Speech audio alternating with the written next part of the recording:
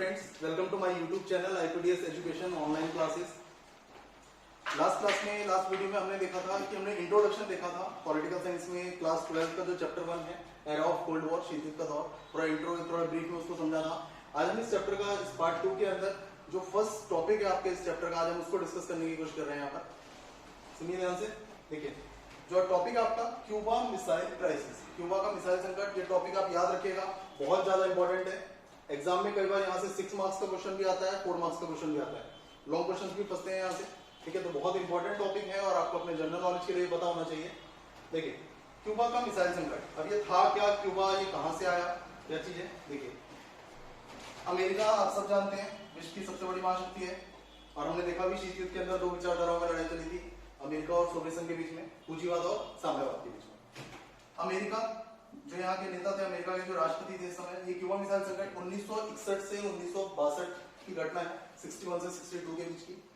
अब इसमें 3 देशों के बीच का इसमें इंटरफेयर है, हस्तक्षेप है, जिसके बारे में हम देखेंगे। जो अमेरिका, जो यहाँ के जो मुख्य नेता थे, राष्ट्रपति थे, वो थे जॉन एफ कैनेडी। इसी से सटा हुआ एक छोटा सा द्वीपीय देश है क्यूबा। आप मैप में भी देखोगे वर्ल्ड के, तो अमेरिका के पास में आपको क्यूबा दिखेगा, ठीक है। जहां पर क्यूबा क्या था, 1959 में यहाँ पर जनरल बतिस्ता की सरकार थी, जिसको फिदेल कास्ट्रो ने बर्खास्त कर दिया था, सेना की मदद से यहाँ पे सरकार गिरा दी थी और अपना कब्जा जमा लिया था फिदेल कास्ट्रो ने। इस तरीके से फिदेल कास्ट्रो क्यूबा के नेता बने। और एक देश है रूस, वर्ल्ड का बहुत बड़ा कंट्री है, आप सबको पता है। यहाँ के जो नेता थे वो थे निकिता क्रुश्चेव। अब हुआ क्या, अभी क्यूबा मिसाइल संकट क्या था इसके अंदर, अब इसमें हमने 3 देशों के नाम पढ़ा, लेकिन इसमें हम क्यूबा ही क्यों पढ़ रहे हैं।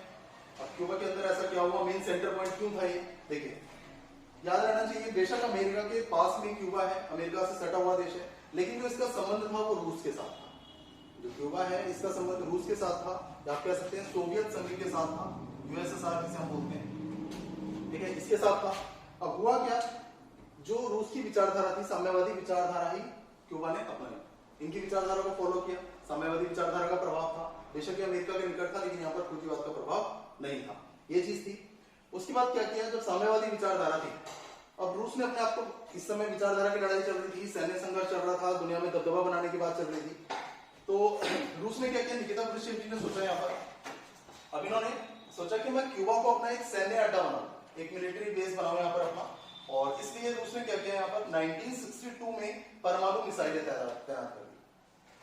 रूस क्या सोच रहा है यहाँ पर कि क्यूबा के अंदर वो अपना एक मिलिट्री बेस बनाना चाहता है, एक सैन्य अड्डा बनाना चाहता है, सैनिक अड्डा बनाना चाहता है, जिसको लेकर के 1962 में उसने अपनी मिसाइलें यहाँ पर तैनात कर दी। कहां पर, क्यूबा के अंदर। इससे क्या हुआ, इसकी पावर इतनी ज्यादा बढ़ गई रूस की कि वो अमेरिका के 2 गुने ठिकाने पर हमला बोल सकता था, 2 गुने ठिकाने पर हमला करने की शक्ति उसकी बढ़ गई, किसकी, रूस की। ये पावर बढ़ गई यहाँ पर। अब ये जब जाहिर सी बात है, जब यहाँ पर इतनी पावर बढ़ गई, अमेरिका के निकट में यहाँ पर हथियार आ गए, सारी चीजें, और वर्ल्ड में कॉम्पिटिशन चल रहा है अमेरिका और रशिया के बीच में, तो जाहिर सी बात है अमेरिका भी साथ नहीं बैठेगा। तो अमेरिका के लिए खतरे की घंटी थी, अब उसको यहाँ पर कुछ करना था, कुछ एक्शन लेना था यहाँ पर। अब हुआ क्या, जब ये मिसाइलें यहाँ पर तैनात हो रही थी, अमेरिका को इस घटना की जो के बारे में पता चला, वो 3 हफ्ते बाद पता चला कि ऐसे ऐसे रूस यहाँ पर अपनी मिसाइलें तैनात कर रहा है। 3 हफ्ते बाद पता चला। अब अमेरिका ये नहीं चाहता था कि वर्ल्ड वॉर हो जाए, कि युद्ध हो जाए, क्योंकि वो जानता था कि अमेरिका कि अगर मैंने अटैक किया या हमला किया तो इसमें मेरे साथी देश भी आ जाएंगे और जो रूस के साथी देश हैं सोवियत संघ के, वो भी साथ में आ जाएंगे और ये विश्व युद्ध के रूप में बढ़ेगा और इसका जो प्रभाव पड़ेगा दुनिया के ऊपर वो बहुत ज्यादा विशाल होगा, बहुत भयंकर होगा। इसलिए अमेरिका ने, लेकिन वो अमेरिका शांत भी नहीं बैठना चाहता था, वो रशिया को चेतावनी जरूर देना चाहता था कि ये ठीक नहीं है, अपने मिसाइल यहाँ से हटा लो। तो अमेरिका ने क्या किया, अपने जंगी बेड़ों को भेजा क्यूबा के अंदर, अपने जंगी मिलिट्री फोर्स को वहां पर भेजा और बोला कि जो भी जहाज सोवियत संघ की तरफ से, रूस की तरफ से क्यूबा में आ रहे हैं, जो भी जहाज वहां से आ रहे हैं मिसाइलों को लेकर के, उसे वहां पर रोकने का आदेश दो और बोलो कि वापस लौटा।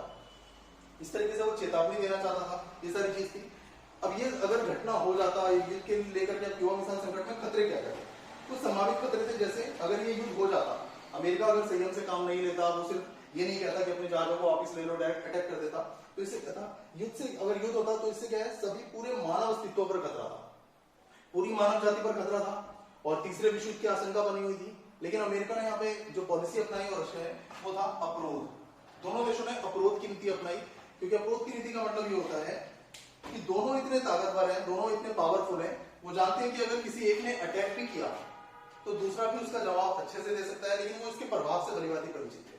वो जानते थे कि अगर मैं दूसरे पे अटैक भी करूंगा उसको कितना भी नुकसान पहुंचाओ, लेकिन फिर भी उस पर इतने हथियार बच जाएंगे कि वो मुझे नुकसान पहुंचा सकता है, क्षति पहुंचा सकता है। ये सारी चीज थी। तो ये जो क्यूबा मिसाइल संकट में जो खतरा था उससे वो भलीभांति परिचित थे, अमेरिका भी और सोवियत संघ भी। वो नहीं चाहते थे किसी भी तरीके का विशाल युद्ध हो। और जो क्यूबा मिसाइल संकट है इसे शीत युद्ध का एक चरम बिंदु भी माना जाता है। चरम बिंदु मतलब एक हाई पॉइंट या सेंटर पॉइंट कह सकते हैं। क्यों कहा जाता है शीत युद्ध का चरम बिंदु? ये क्वेश्चन कई बार पूछा भी जा सकता है कि शीत युद्ध का चरम बिंदु क्यूबा मिसाइल संकट को क्यों कहा जाता है, या शीत युद्ध का चरम बिंदु क्या है, ये सारी चीजें।